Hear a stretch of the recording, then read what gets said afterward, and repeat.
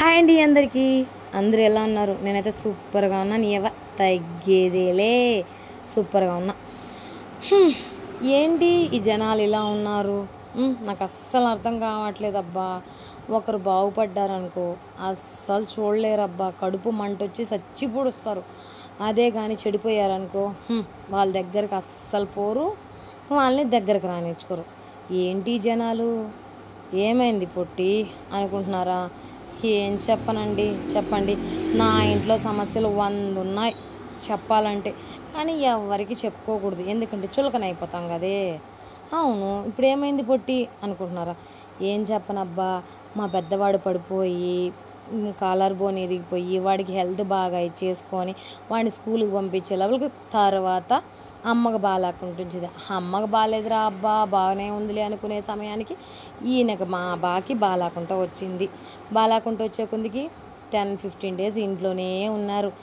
ఏదో అలా ఇంట్లో ఉండడం ఎందుకని ఆ షాప్ కాడ వచ్చి కూర్చున్నాడు.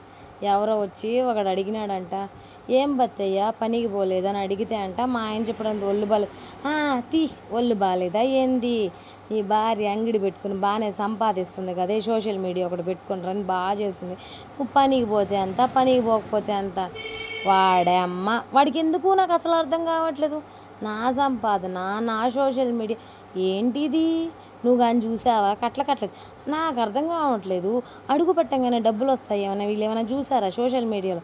సరే అబ్బా, నేను సంపాదిస్తున్నా, లచ్చలు సంపాదిస్తున్నా. వాడికి ఏమైనా ఇచ్చానా? లేదు. నేను బాగాలేకపోతే వాడేమైనా ఇస్తాడా? నా ఇంట్లో కూడు లేకపోతే వాడు పెడతాడా? ఏంది కథ? ఓ పొట్టి, ఏమైంది ఇంత కోపం? ఏం లేదబ్బా, నాకు ఇంట్లో మెతుకులు లేకపోతే వాళ్ళేం పెట్టరు కదా, ఎందుకు అలా ఒకరి గురించి ఒకరైనాకి ఇలా మాట్లాడుకోవడం అస్సలు నచ్చట్లేదబ్బా. కొంచెం బాధేస్తుంది. నేను ఒక్కరి గురించి మాట్లాడినప్పుడు నా గురించి ఒకరు మాట్లాడకూడదు. పోనీలే, లోకులు కాకులు ఏం చెయ్యలేం. కుక్క మరుగుతుందనేసి కుక్కను తరుముతామే తప్ప దాని నోట్లో పోయి వేలు పెట్టాం కదా, అది కథ. సరేలే పొట్టి, నువ్వు బాధపడకు, మేము ఉన్నాం కదా మీకు అంటున్నావా? థ్యాంక్ యూ సో మచ్ అండి. నిజంగానే మీరు ఉన్నారు కాబట్టి నేను ఇంతవరకు హ్యాపీగా లీడ్ చేసుకొని పోతున్నాను నా లైఫ్. అది కూడా చెప్తాను వినండి, ఎందుకు నేను హ్యాపీగా ఉన్నానో. ఫస్ట్ టైం అండి నా షార్ట్ వీడియోకి 1,00,000 వ్యూస్ వచ్చాయి. అలానే కొన్ని 100 సబ్స్ కూడా వచ్చాయి. థ్యాంక్ యూ సో మచ్ అండి. సరే కానీ ఇవంతా వదిలేండి, మెయిన్ పాయింట్కి రానా? చూడండి, షిఫ్టింగ్ కష్టాలు మావి ఇలా ఉన్నాయి. కష్టాలు మా పిల్లలు, మా ఆయన అందరూ అట్లా కడిగి ఇట్లా కడిగి ఆ సామాన్లు తెచ్చి బొచ్చులు తెచ్చే లోపలికి ఇలా అయ్యింది. ఎలానో ఒక ఫ్రైడే రోజు పాలు పొంగిచ్చి దర్జాగా ఉన్నాయి. సామాన్లే తేలేదండి, కొన్ని అలా తెచ్చామంట. మా పిల్లలు చాలా కష్టపడ్డారండి. మా చిన్ని బిడ్డలు, కుట్టి బిడ్డలు చూడండి. మా ఆయన ఏంది నీ బాధ, వీడియోస్ పిచ్చి అనుకున్నాడు. వీడియోస్ పిచ్చి ఏంలే, నా ఇంట్లో ఏం జరిగినా నేను మీకు చెప్పాలని అనుకుంటున్నాను కాబట్టి ఒక వీడియో తీసి మీకు పెడుతున్నా. సరే కానీ మీరున్నారని నాకు చాలా హ్యాపీగా ఉందండి.